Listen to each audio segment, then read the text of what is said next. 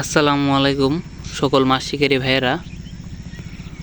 তো আপনার কয়েকদিন যাবত মাছের অবস্থা খুবই খারাপ। আপনার ওই সাইডে দুইটা ভাই আইছে, আপনার তারা সকালে আইছে, এখন বাজে প্রায় 4:30। তো এখন পর্যন্ত কোনো মাছের দেখা পাই নাই, তো একটা হিটও পাই নাই।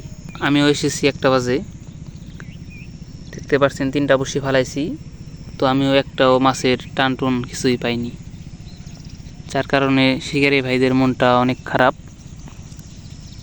শিকারী ভাইরা চার করে মাছ মারে, তারপরেও মাছের কোনো দেখা নাই, যার কারণে শিকারী ভাইদের মন খারাপ। আমি কয়েকদিন যাবত মাছ মারতেছি, তো কয়েকদিন যাবত মাছ একটাও পাইনি, তো এখন একটা টানও পাইতেছি না। কালকেও আমি মাছ মারছি, তো একটা হিটও পাইনি।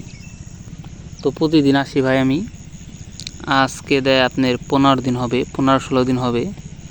তো আপনারা দেখতে পারেন যে একটা মাছও পাইনি। এখন মাছ ধরে না, আপনার শীতের কারণে হয়তো মাছ ধরে না।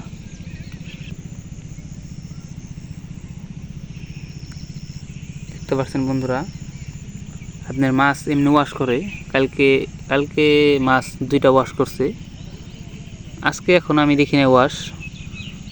তো এমনি মাছ মাঝে মাঝে ওয়াশ করে, কিন্তু আপনার মাছ ধরে না, একটা হিটমিট কিছুই পাওয়া যায় না।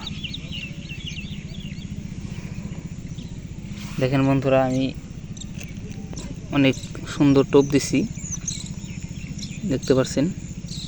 এই টোপ মাছের খুবই আকর্ষণীয়, খাওয়ার কথা, কিন্তু মাছ খায় না, শীতের কারণে হয়তো মাছ খায় না। তো বন্ধুরা, এরকম টোপ আমি ফালাইছি 3টা, তো মাছের কোনো দেখা মিলে নাই।